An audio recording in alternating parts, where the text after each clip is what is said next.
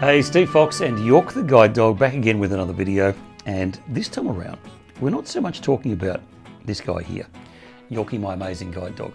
We're talking about this bad boy here, the white cane or long cane. But first, if you're new to the channel, please subscribe, ring the bell, get the notifications. That way you won't miss a video. And we do have lots of adventures and we talk about all sorts of issues relating to people that are blind or vision impaired. And smash that like button as well. That helps us out with the YouTube algorithm. But the long cane or the white cane. I see a lot of people talking on Facebook and people are wondering when they should start to use a cane. People are getting pressured by people to use a cane or pressured not to use a cane. And I would say, as somebody who's been through this journey, I'm legally blind, I have retinitis pigmentosa, and my eyesight, I lost it over a fairly long period of time.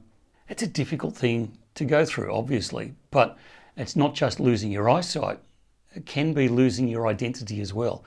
And that step where you start to use a cane, for me, that was the step where I started to live as a legally blind person, as opposed to just being legally blind, but trying to fit into a sighted community. So for a long time, I got around using sighted guides, my wife, family, friends, but there came a point where I needed to take responsibility. I needed to get my independence back.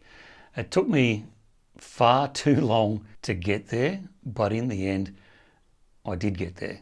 I just wanted to walk you through some of that journey because I know a lot of people are going through the same journey. When I first started to get training, someone came to my house and they said, well, where do you want to do the training?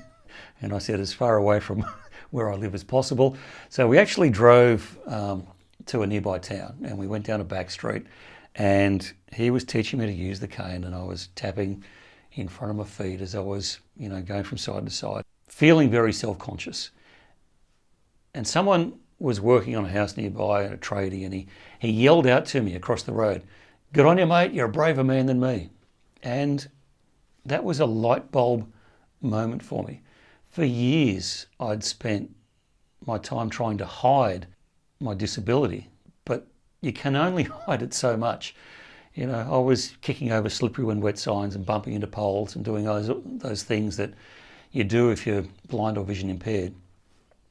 As soon as I picked up the cane, somebody who'd never met me and could only see me from a distance was offering support. And that was such a huge light bulb moment for me. And I realized from then on that most people want to help. Most people are happy to help. Most people are encouraging and supportive. But if they don't know what you're going through, then they find it difficult to do that. And you can't blame them for that. You walk into a restaurant and you can't read something or you ask somebody to read it for you and they say, it's right there, it's written right there. But, if you're holding a cane, then they say, sure, how can I help you? Are you okay there? Do you need this? Not that I go out looking for help all the time, but it's much more comfortable to have people understand you a little bit. And that's what a cane can do for you. For somebody that hasn't been through it, it's not easy. It's a very difficult thing to do, to walk through that sliding door and start to live as a blind or vision impaired person when you've been living as a sighted person your entire life. It's a difficult step to take, but for me, it took me a long time to get there, but it was so much better on the other side of those doors. So if you are vision impaired and you're contemplating using a cane, I would say reach out and do the training, get the help. You don't have to use it all the time. There are a lot of people who use a cane only in certain circumstances. And I've got to say, when I first started using a cane, I didn't use it all the time.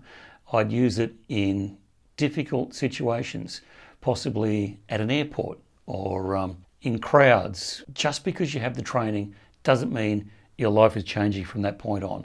But at least if you get the training and you have an insight, then you can make a decision of whether you want to use the cane or you don't want to use the cane. And If you're like me, then it will be like stepping through a sliding door and my world opened up again because I got my independence back. I became mobile again. It made an enormous difference to me, and I used the cane for a few years before I got this guy, Yorkie, my amazing guide dog. But that's part of my journey on getting a cane. Hopefully it helps. If it does, please subscribe to our YouTube channel, ring the bell, get the notifications, and of course smash that like button because that helps us out with the YouTube algorithm. Yeah, it is a journey. It's not an easy journey, but the cane can definitely help to take you where you want to be.